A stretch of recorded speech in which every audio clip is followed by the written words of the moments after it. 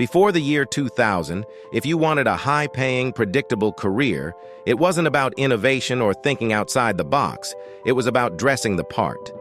A good suit, a sharp business card, and a degree in something prestigious were your golden tickets. Careers in finance, law, medicine, or climbing the corporate management ladder were the paths to success.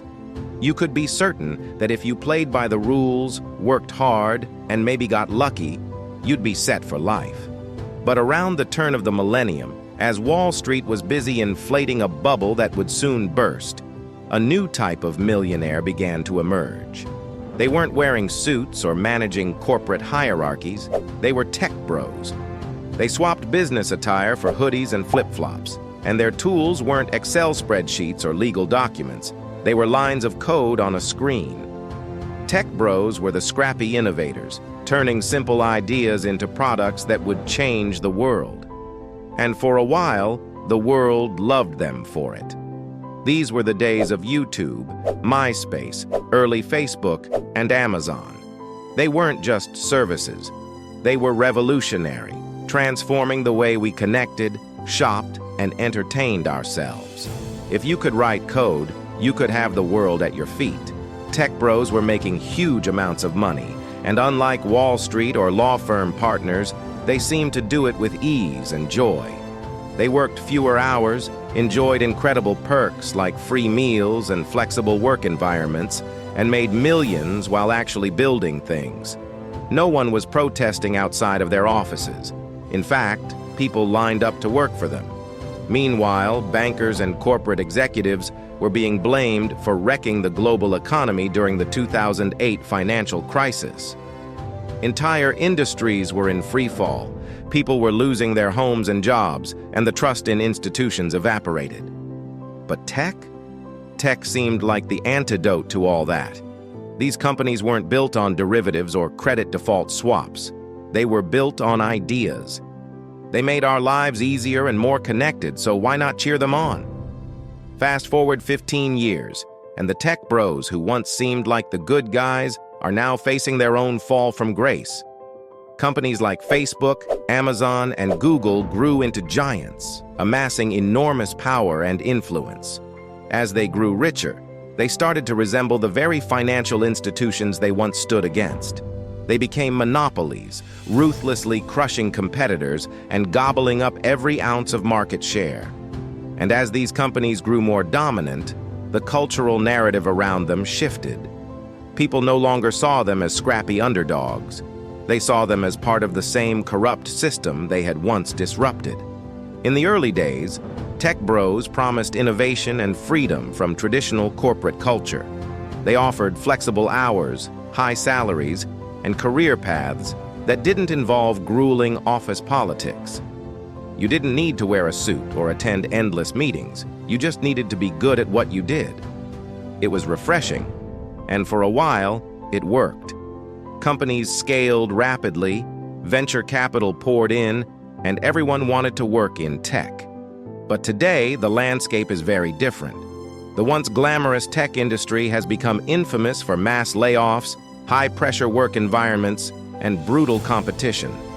Thousands of developers who once thought their jobs were secure are being laid off, and the perks that once seemed too good to be true are disappearing. Remote work? Gone? Flexible hours? Only if you're lucky. Stock options that made early employees millionaires? Now, for many, they're worthless. A big part of the downfall has been the tech industry's own success.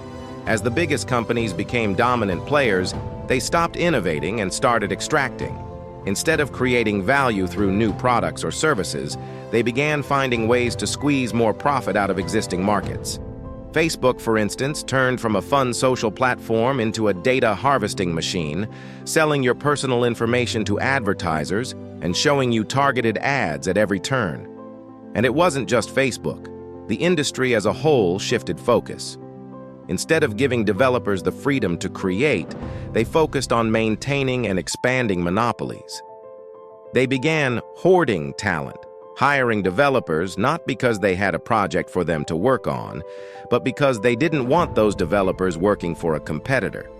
Startups could barely get off the ground because all the top talent had already been scooped up by the giants. The rise of artificial intelligence has made things even worse for the average tech bro. Once seen as the next frontier of innovation, AI has now become a tool for replacing the very workers who once built the tech world. Entry-level jobs that used to go to junior developers are now being automated away. Why pay a programmer when an AI can do the same job faster and cheaper?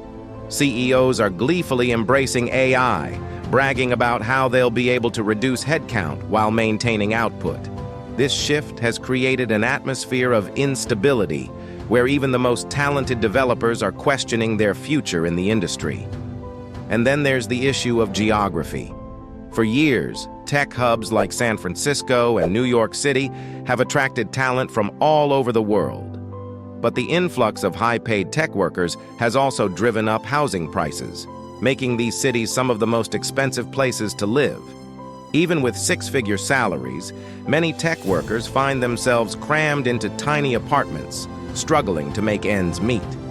Local workers in these cities have been pushed out, priced out of homes and communities they've lived in for years. Meanwhile, the dream of remote work, the idea that tech jobs could be done from anywhere, is fading fast. Despite the pandemic proving that remote work was not only possible but often more efficient, companies are mandating a return to the office. Even Zoom, a company that built its empire on remote work solutions, is pulling its employees back to physical offices. The flexibility that once defined tech culture is disappearing, replaced by a corporate rigidity that tech bros once fought so hard to avoid. All of this has led to a growing resentment toward the tech industry. Once seen as the golden child of the modern economy, tech is now being blamed for many of society's biggest problems. People are tired of having their data harvested, of being bombarded with ads, and of seeing their jobs threatened by automation.